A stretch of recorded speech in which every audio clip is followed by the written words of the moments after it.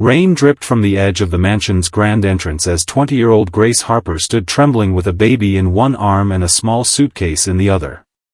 Her cheeks were stained with tears, but the pain in her heart hurt far more than the cold wind brushing against her face. Behind her, the massive oak doors slammed shut with a deafening echo that felt like the final chapter of the only family she had ever known. She had just been thrown out of her parents' home because she refused to abandon her newborn daughter. They called her a disgrace, a failure, and an embarrassment to the Harper family. They believed becoming a single mother at 20 had ruined their reputation forever.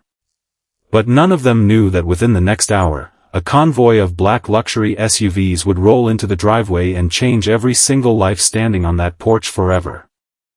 Before we continue, if you believe everyone deserves kindness, forgiveness, and a second chance, please take a moment to like this video, leave a comment telling us where you're watching from, share this story with someone who believes in hope, and subscribe to the channel for more emotional stories that touch the heart. Grace had once dreamed of a simple, happy future in Charleston, South Carolina. She was a bright college student who loved volunteering at church, helping elderly neighbors, and believing the best in people.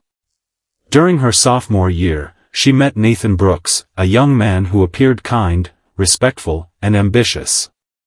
Nathan never spoke much about his family or his work, explaining only that his father traveled constantly for business and that privacy was important. Grace never questioned him because she cared more about the person than the money. Their friendship slowly became love, and together they imagined building a future after graduation. Then everything changed when Nathan received an emergency phone call saying his father had suffered a life-threatening accident overseas.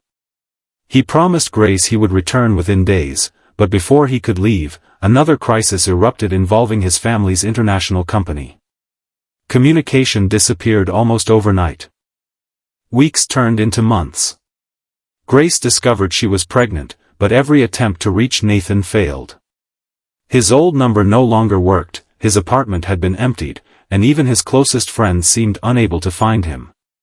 She felt abandoned, yet deep inside she refused to believe Nathan had willingly walked away. Still, no one else believed her. When Grace finally told her parents the truth, they exploded with disappointment. Her father, Michael Harper, insisted she had destroyed the family's honor. Her mother, Rebecca Harper, cried more about what the neighbors would say than about her daughter's broken heart. Church members whispered behind her back. Friends stopped calling. Invitations disappeared. Every glance from strangers felt like another stone placed on her shoulders. Despite everything, Grace chose life. She carried her pregnancy with courage, working part-time at a grocery store while finishing online classes. Every dollar she earned went toward diapers, baby clothes, and preparing for the arrival of her daughter, Olivia. Many nights she cried herself to sleep wondering whether Nathan was alive, whether he knew he had become a father, or whether he had simply forgotten her forever. The day Olivia was born became both the happiest and loneliest day of Grace's life. Holding her tiny daughter for the first time erased much of the fear inside her heart. She silently promised that no matter how difficult life became, Olivia would always know she was loved. That promise was tested only 3 months later. Grace's parents demanded she give the baby up for adoption or leave their house immediately. They claimed raising a child without a husband would forever stain their family name. Grace refused. She could survive hunger, loneliness, and judgment, but she would never abandon her daughter. So with only 2 suitcases, a stroller, and the little savings she had left, she walked toward the front gate while tears rolled silently down her face. She had barely reached the sidewalk when distant engines echoed through the quiet neighborhood. One black SUV appeared. Then another. Then another.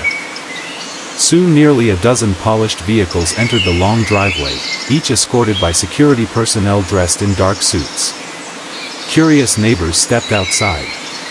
Grace froze, confused and frightened. Her parents looked equally shocked as the convoy stopped in perfect formation before the mansion. The middle vehicle opened. A tall man stepped out wearing a tailored navy suit. His face looked older, his shoulders broader, but Grace recognized him instantly. Nathan. For a brief second the entire world seemed to stand still. Nathan hurried toward Grace with tears already filling his eyes. Behind him walked older executives, attorneys, and security officers. The young man who had once driven an old pickup truck now looked like someone leading an empire. Grace searched his face for anger but found only regret. Nathan explained that shortly after leaving the United States, his father had fallen into a coma. As the only heir to Brooks International Holdings, Nathan had been forced into an exhausting legal battle involving hostile corporate takeovers, frozen communications, and international court orders. His phone had been confiscated during sensitive legal investigations, and several attempts to contact Grace had failed because of identity theft involving company records.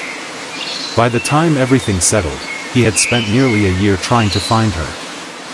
He admitted that every day without Grace had been torture. When private investigators finally located her address, he came immediately. Nathan slowly looked down at little Olivia sleeping peacefully in Grace's arms. Tears streamed down his face as he realized he was seeing his daughter for the very first time. Without saying much, he gently kissed Olivia's forehead before looking at Grace with overwhelming sorrow and gratitude. Watching from the porch, Grace's parents remained speechless. The attorneys accompanying Nathan politely handed Michael Harper several documents confirming Nathan's identity as the CEO and majority owner of one of the largest logistics companies in America. The convoy, the executives, and the security team were not there to intimidate anyone. They were there because Nathan's position required constant protection. The same neighbors who had spent months gossiping suddenly fell silent. Rebecca Harper lowered her eyes, unable to face the daughter she had rejected. Nathan could have humiliated them. He could have reminded everyone how cruelly Grace had been treated. Instead, he simply thanked Grace for protecting their daughter when he could not. He told everyone that Grace had shown more courage than anyone he had ever met because she chose love over comfort, motherhood over reputation, and hope over despair. Those words hit harder than any accusation ever could. Michael Harper slowly stepped off the porch, his proud posture finally broken. Looking at his daughter, he realized she had never brought shame upon the family. Their own lack of compassion had done that. With tears running down his weathered face, he apologized for choosing pride instead of love.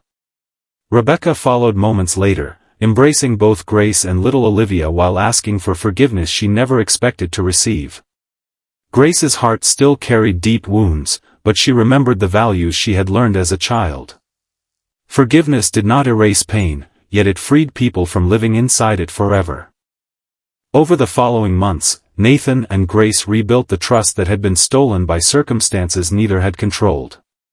They married quietly in a small church overlooking the South Carolina coastline, surrounded by close friends, family members, and many of the same neighbors who had once judged them.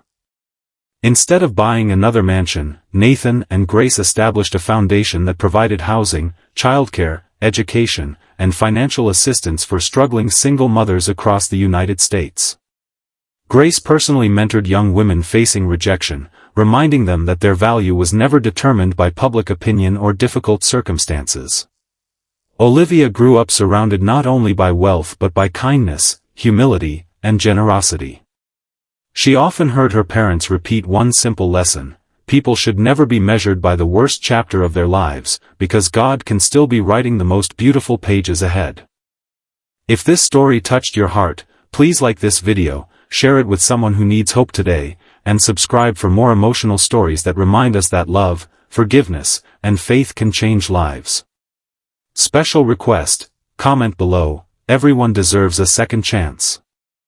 Years later, Grace would sometimes drive past the very gate where she had once stood alone with nothing but a suitcase and a baby in her arms. She no longer remembered it as the place where her family rejected her. Instead, she remembered it as the place where hope arrived in a convoy, truth silenced judgment, and love proved stronger than shame. Because sometimes, the people who seem completely abandoned are only moments away from discovering that their greatest heartbreak is quietly becoming the beginning of their greatest blessing.